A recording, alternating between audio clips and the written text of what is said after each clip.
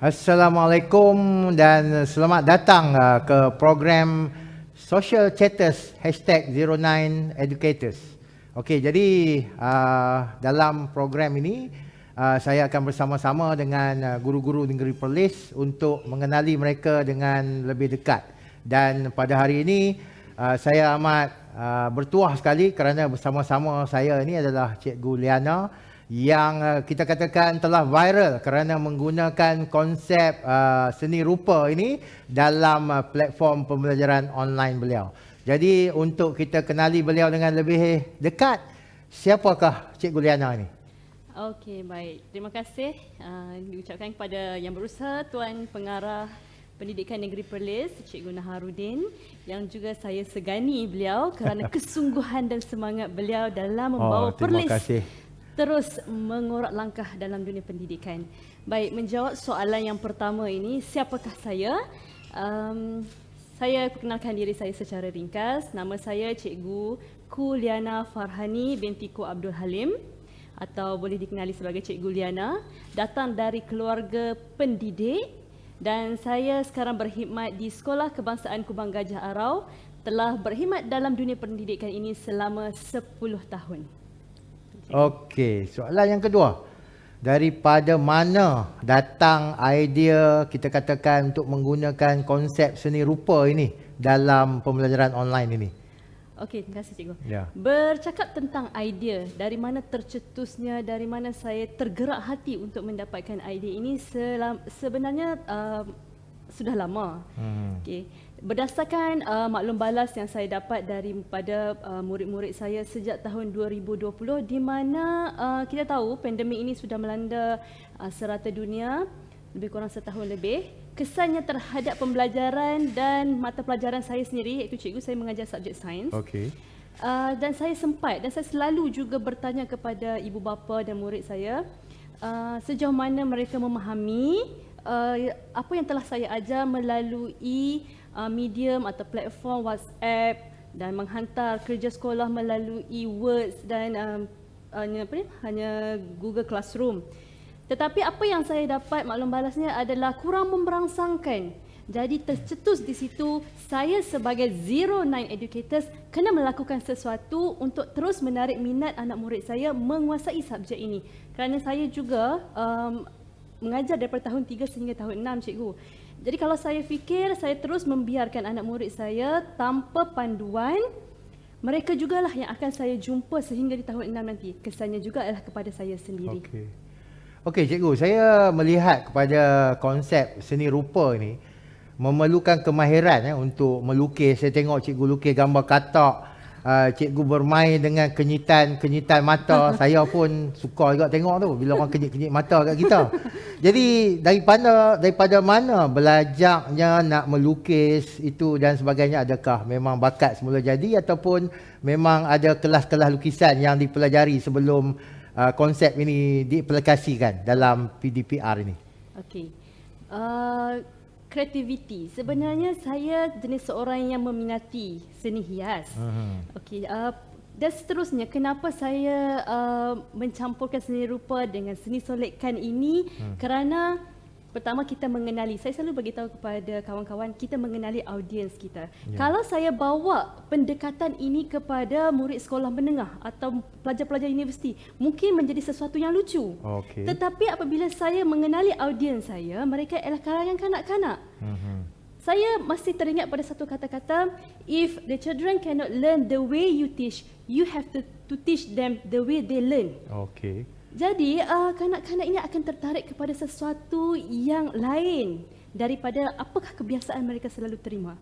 Bermain dengan TikTok juga, cikgu, sebenarnya di era ini kita tidak boleh menafikan anak-anak murid baik di sekolah rendah atau di sekolah menengah, bahkan di peringkat universiti, mereka terdedah dengan aplikasi-aplikasi serta perisian sebegini. Perisian sebegini saya fikir kalau kita menggunakannya sebagai sesuatu benda yang positif, dia akan terus menarik minat murid-murid untuk terus belajar.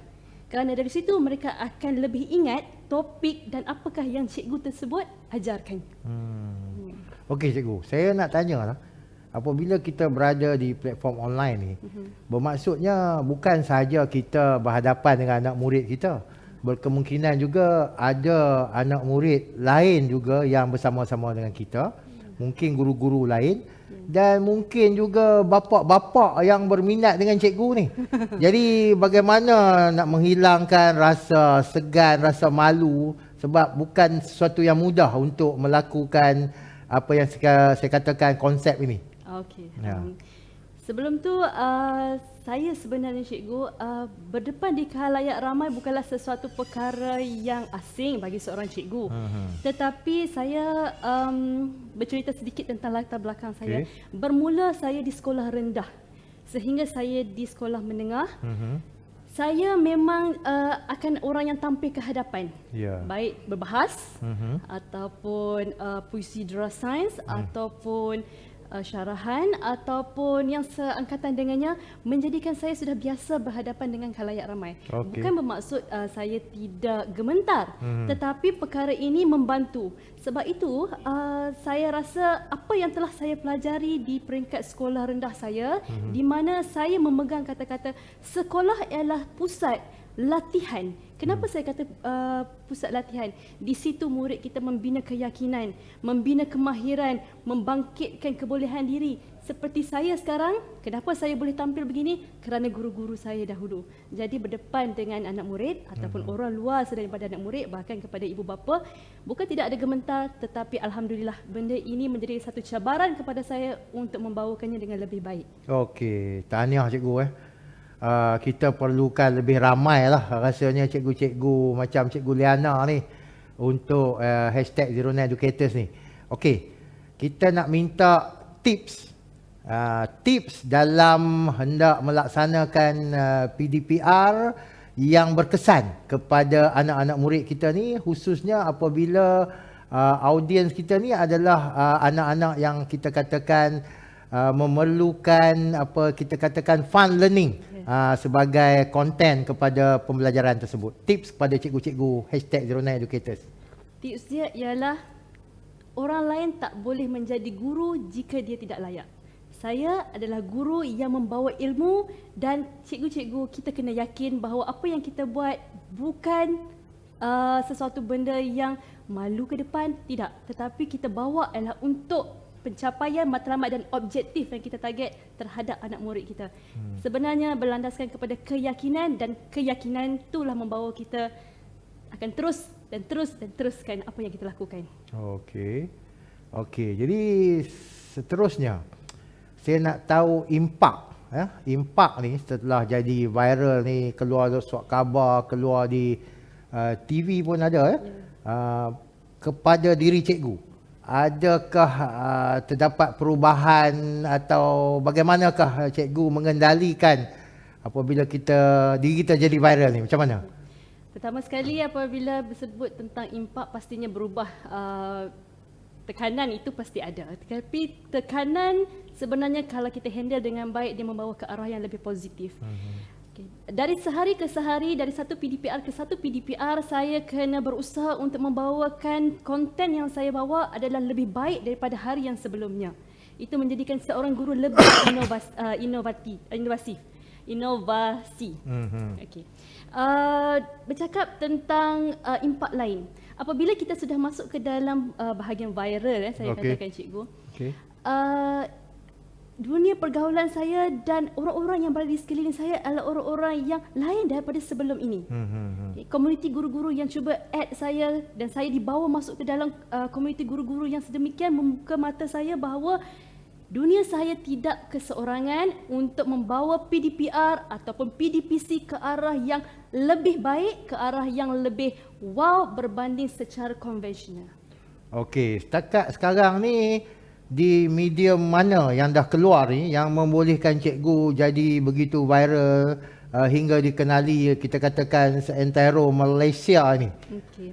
Bermula dengan temu bual saya dengan wartawan Bestari, GPS Bestari, kemudian diikuti dengan wartawan Astro Awani, utusan Malaysia dan kita reporters.com.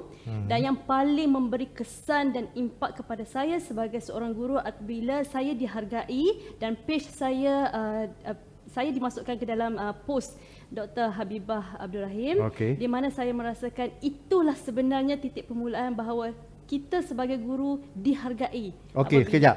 Adakah cikgu bertemu secara live dengan Dr. Habibah ataupun dia hanya memetik Tidak. gambar Okey. itu ke dalam Facebook dia? Okay. Saya tak bertemu secara live, Okey. tetapi dia repost saya punya liputan, dan saya rasa beliau melihat dalam liputan berita Esrawani, kerana di bawah itu dia ada letakkan satu link dengan report yang ada dalam Esrawani. Tapi dalam banyak-banyak tu saya rasa itulah yang memberikan semangat apabila orang yang sepatutnya berada dalam dunia ini menghargai kita. Okey. Saya berbalik pula kepada situasi di sekolah. Okey, jadi kita katakan untuk berubah ni bukanlah sesuatu yang mudah. Proses transformasi itulah sehingga saya menggunakan satu tagline, go hard or go home.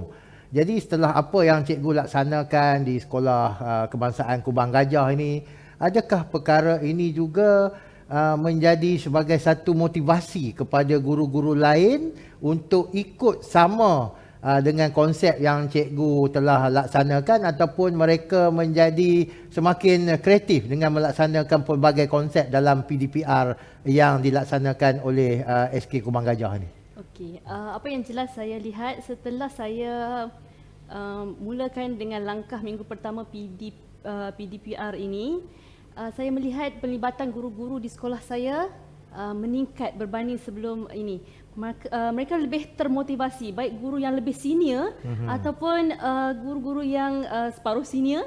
Mereka dah mula untuk mencipta video PDPR sendiri walaupun tidak secara live, tetapi saya melihat bahawa ada perkembangan daripada cetusan idea dan semangat yang saya kongsikan ini bersama mereka. Sebenarnya saya sampai ke tahap ini pun, Tuan Pengarah, bukanlah saya mengajar, tetapi saya suka berkongsi bahawa kita ialah pendidik, kita bukan bersaing sesama kita, tetapi kita bergerak bersama-sama untuk membangunkan dunia pendidikan dan Zero Nine Educators ini. Okey, saya dipahamkan cikgu juga adalah salah satu guru yang memberikan khidmat dalam apa yang kita katakan Perlis online teaching ini. Jadi apa pendapat cikgu tentang Perlis online teaching ini? Okey, baik. Pertama sekali saya ucapkan tahniah kepada Jabatan Pendidikan Negeri Perlis kerana tidak membiarkan jabatan kita terus ketinggalan dan menjadi role model kepada green screen di sekolah. Okey. Perlis online teaching ini patut mendapat pujian kerana kita tidak meletakkan pendidikan ini sesuatu benda yang remeh. Apabila kita melihat green screen dan teaching, Perlis online teaching ini bersungguh-sungguh mendidik pelajar-pelajar di negeri Perlis supaya terus belajar, terus mencintai ilmu dan menguasai ilmu walau dalam keadaan apa sekalipun. Dan sepatutnya memang saya katakanlah, saya perlu mengucapkan tahniah dan syabas kepada pihak Jabatan Pendidikan Negeri Perlis atas inisiatif ini. Okey, cikgu. Cikgu, kita berhenti rehat sikit sebab saya dipahamkan ada montaj tentang pelibatan cikgu ataupun apa yang telah cikgu laksanakan. Kita berjumpa lagi selepas ini. Okay.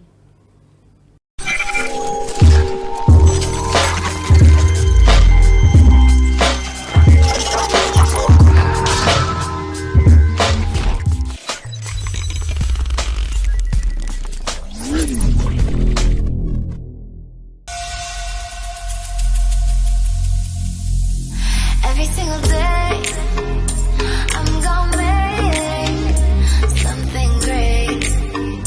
That's my way. Every single day.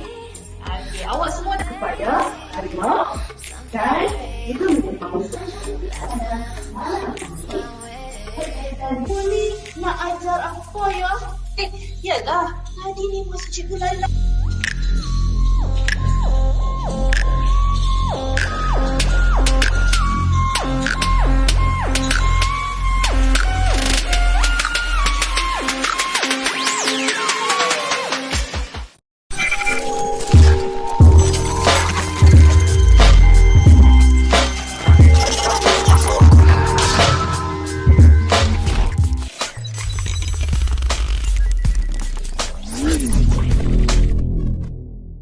Okey, cikgu, kita bertemu lagi. Okey, saya nak tanya soalan yang maybe sensitif sikit lah. Dalam budaya kita ni, kita lihat orang lebih suka mengkritik daripada memotivasikan. Jadi, apa komen cikgu tentang perkara ini? Okey, menjawab tentang kritikan ini, saya tidak terlepas daripada menerima kritikan. Ada satu kata-kata yang berikan kesan, iaitu cikgu tak rasa macam seperti badut ke jadi dah macam tu. Oh. Saya suka menjawab soalan ini kerana bagi saya, saya mengenali profession saya. Kita Okey. kena menjadi seorang yang profesional dalam profession kita. Baik, orang yang tidak boleh membezakan badut dan BBM seorang guru, saya fikir dia bukanlah seorang cikgu. Ataupun dia bukanlah seorang yang profesional, memahami inilah bidang kita.